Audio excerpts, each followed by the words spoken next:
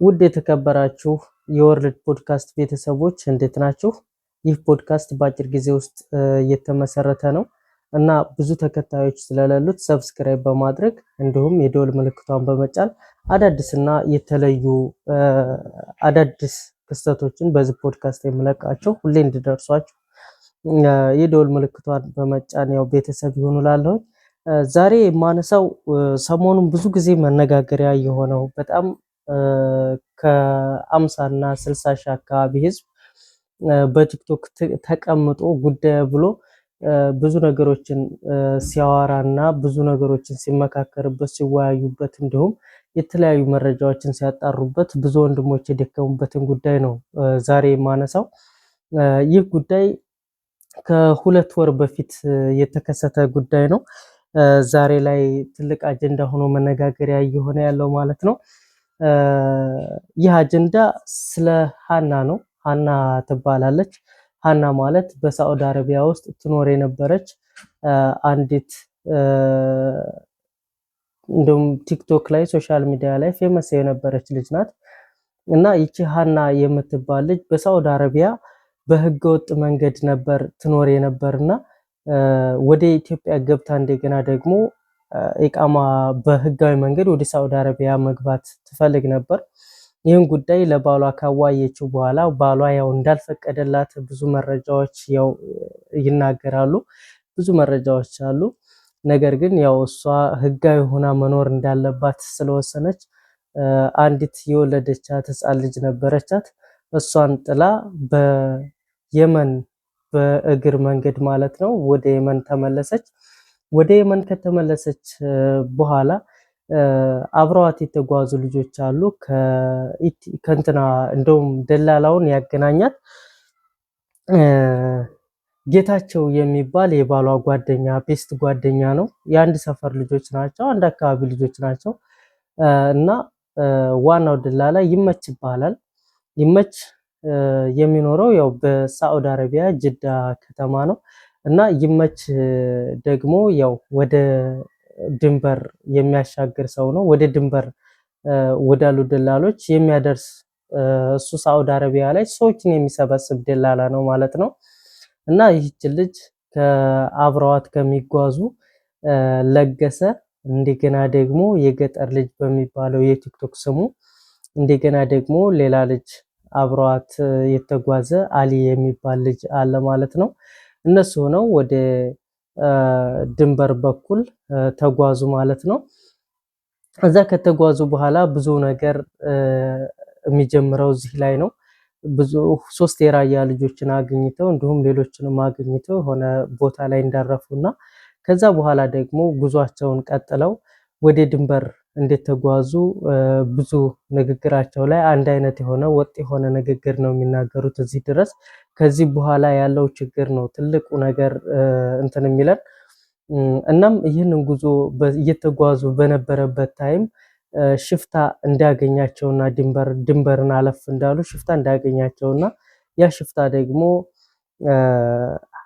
እንትን ሀናን ከኋላ እንዳስቀራት እንደውም አሊ የሚባለው ልጅ ሲናገር ወደኋላ እሱም ደክሞት ስለነበረ እንደቀረና የገጠር ልጅና ሌሎች 7 ተጓዦች ወደፊት እንደተጓዙ ይናገራል።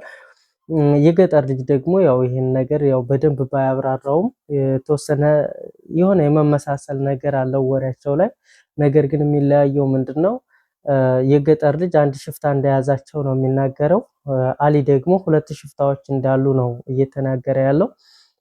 ሌሎችም አለ ብዙ የተለያየ መላምቶች ናቸው የሚናገሩት። አንድ አብሯቸው ተጓዥ የነበረ ደግሞ ምን ይላል? እስከ ገመዱን እስከምትወጣ ድረስ ምንም አይነት ሽፍታም ሆነ ምንም ነገር ያጋጠማት ነገር የለም። እሷም እንደማንኛችንም የደከማት ነበር፣ ግን አረፍ እያልን እንትን እያልን ነው ጉዟችንን ስናደርግ የነበረው ይላል ማለት ነው። ገመዱን ከወጡ በኋላ በመሪዎቹ እንደተደፈረች ይናገራል ሌላው ልጅ። ሌሎቹ ደግሞ በሽፍታው ከገመድ በፊት እንደተደፈረች ነው የሚናገሩት። ነገር ግን ዋናው ትልቁ አጀንዳ የሚነሳው እዚህ ጋር የገጠር ልጅ የሚባለው እና ጓደኞቹ ነው አደን የየመን ዋና ከተማ ላይ እንደደረሱ የሰሩት ቪዲዮ ነው። እሱ ቪዲዮ ምንድነው ሀና ሙታለች የሚል ነው። እነሱ እንደተናገሩት ከሆነ አይተናል ብለው ቪዲዮ አልሰሩም። ነገር ግን እዛ ቪዲዮ ላይ እንደምንረዳው ከሆነ ሀና በሽፍቶች ተይዛ እንደቀረች ነው እንጂ ልጆቹ ባይናቸው እንዳላዩ ነው የምንረዳው ማለት ነው። ግን ልጆቹ ሙታለች ብለው ነው ቪዲዮ የሰሩት። ቪዲዮውን የሰሩበትን ምክንያት አላቅም። ነገር ግን እኛ ግልጹን የምንረዳው ነገር ከልጅየው እንደሰማ ነው የት ናት ተብሎ ሲጠየቅ ያው ጓደኞቹን ሰብስቦ እንደሞተች ቪዲዮ ሰርቷል ማለት ነው። ያው የገጠር ልጅ እንደተናገረው ከሆነ በአይናቸው እንዳላዩና መንገድ ላይ ሙታለች የሚል ዜና እንደመጣላቸው አልፈዋት ሄደው ነው የሚናገሩት ማለት ነው። የጅዳው ደላላ የሚታወቀው ሸዋዬ የራሳ ልጅ በሚባል ሲሆን እንዲሁም ደግሞ ይመች በፓስፖርት ስሙ ደግሞ አሊ የሚባል ስም እንዳለው ነው የሚናገሩት። በእርግጥ ፓስፖርቱ ራሱ የሶማሊያ ፓስፖርት እንደሆነ አንዳንድ ምንጮች አሉ ማለት ነው። ያው እዛ ተቀባዩ ደግሞ ተክሌ ይባላል፣ ተክላይ ይባላል። ተክላይ ማለት ድንበር ላይ ያለው ሰውዬ ነው። ሰዎች እያሳለፉም ሆነ ምን የሚሰጡት ለሱ ነው። እሱ ከየመኖች ጋር ባንድ ሆኖ የራሱ የሆነ አካባቢ የመሰረተ የራሱ የሆነ የሰዎች ማስቀመጫ የሆነች መንደር በሸራ ተወጥሮ ያዘጋጀ እሱ ከፍተኛው ደላላ ነው ተክላይ ማለት። እና ተክላይ ጋር እንዳለች ነው ልጅቱ ብዙ ምስክሮች የሚናገሩት ማለት ነው። አብረዋት የተጓዙት የገጠር ልጅና ሌሎች ጓደኞቹ ያው ብዙ ጊዜ እያወሩት ያሉት ነገር በጣም የተለያየ ነው። በእርግጥ እነዚህ ልጆች ልጅ ኃላፊነት ወስደው ወደ ድንበርም ሆነ ወደ የትም አልወሰዱም።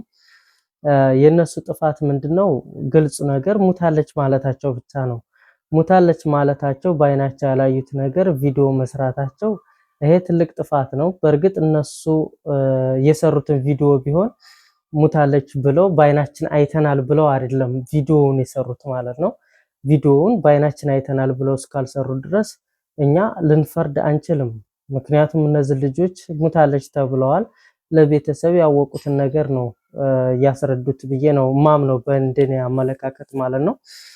በህግ ደረጃም የሚያስጠይቃቸው አይመስለኝም ማለት ነው። ለምን አብዛኛው ሰው ቲክቶክ ላይ የምሰማው ምንድነው ለምን ሴት ልጅ አይደለች ወይ እንዴት ያስደፍሯታል ምናምን አይነት ወሬ ይበዛል። በእርግጥ ይሄንን የሚያውቀው ስደት የወጣ ሰው ነው። ስደት ያልወጣ ሰው ማለት ስደት ያልወጣ ስንል በፕሌን ተመቻችቶለት ከአንድ ሀገር ወደ አንድ ሀገር በፕሌን ዘና ብሎ በህጋዊ መንገድ የተጓዘ ሰው ይሄን ነገር ብትነግሩት አይገባውም። የሚገባው እንደኛ በህገ ወጥ መንገድ ብዙ ጉዞዎችን ብዙ በረሃዎችን ያቋረጠ ሰው ነው ሊያውቅ የሚችለው ማለት ነው። እና ደላሎች ጋር ሴቶች ሲደፈሩ መከላከል ማለት በቃ ህይወትን ሰጥቶ እንትን ማለት ነው። ሴቷንም ላያድናት ራሱ ሞቶ ነው። ምንም ጥቅም የለውም። አሁን ለምሳሌ ያክል እኔ የመጣሁት ወደዚህ ሀገር ስመጣ ወደ ዱባይ ስመጣ በሱዳን ነው የመጣሁት። በሱዳን ስመጣ ብዙ ሰዎች የመጣችሁ ታስታውሱ ይሆናል ከ5 ዓመት በፊት እና ሴቶች ይደፈራሉ። ሴቶች ሲደፈሩ ግን እኛ ልንከላከላቸው ስንሞክር ምንም ማድረግ የማንችልበት መንገድ ነው ያለው። ምክንያቱም እነሱ የታጠቁ ናቸው፣ ብዙ ነገር ማድረግ ይችላሉ። እኛ ደግሞ ባዶ እጃችንን እንደ አንድ ተራ ተጓዥ ስለሆን እነዛን ሰዎች የማስቆም ኃይል አይኖረንም። አንደኛ እነሱ በዛ አካባቢ ላይ ታዋቂ ናቸው፣ ብዙ ነገር ኃይል አላቸው፣ ብዙ ነገር ማለት ነው። እኛ ግን ምንም ተሰሚነት ስለሌለን በገጠር ልጅ ላይ መፍረድ እዚህ ላይ እንዴት አታድኗትም የሚለው ይሄ የቲክቶክ ወሬና የቲክቶክ ፉከራ ነው። ምንም ዝግባ የሚባል ነገር አይደለም። ምክንያቱም በባህር የተጓዘ አብዛኛው ሰው ያውቀዋልና አብዛኛው ይረዳዋል ይሄን ወሬ የሚያወሩት በፕሌን እንደፈለጉ በህጋዊ መንገድ ተንሸራሽረው ህጋዊ መንገድን ተጉዘው እንትን ያሉ ሰዎች ናቸው። ሀታ እነሱ ራሱ ታክሲ እነሱ ሰፈር ላይ ነው ብጣላ ፈጽሞ ሊከላከሉልኝ የማይችሉ ወረኞች ናቸው። የምሬን ነው የምላችሁ። ማለት ይሄን ቪዲዮ ስሰራ ምንድነው ልጅቱን እንደሱ የገጠር ልጅ የማዳንም ምንም የማለት አቅም የለውም እንደማንኛውም ተራ ስደተኛ ስለሆነ ቪዲዮ መስራቱ ያስቀጣዋል የሚለው እሱ ሊያስቀጣውም ይችላል፣ ምንም ሊችል ይችላል። የህግን ጉዳይ ነው ያላቅም። ግን እንደኔ ያስተሳሰብ ግን እኔም በዛ ቦታ ላይ ብሆን ብዬ ማስበው ሙታለች ብለው ከነገሩኝ የነገሩኝ ነገር መልእክት ላስተላለፍ እችላለሁ። እንደማንኛውም ነገር ማስተላለፌ ደግሞ ያው እኔ ሳላስበው ሌላ መዘዝ ሊያመጣብኝ ይችላል። ግን የሆነ እኔ ችግር ውስጥ እስከሌለሁበት ድረስ ምንም ሊገርመኝም ሊደንቀኝም አይችልም። እና የቻሉትን ነገር ሊያደርጉ ይችላሉ። እኛ ያላየነው እንትን ያላልነው እንደገና ደግሞ የደበቁትም ነገር አለ ብላችሁ ካሰባችሁ እሱን እንግዲህ ምንም ማለት አልችልም። ምክንያቱም ቤተሰቦቿ ናቸው፣ ባሏ ነው ይሄን ነገር ግልጽ ሊያደርግ የሚችለው።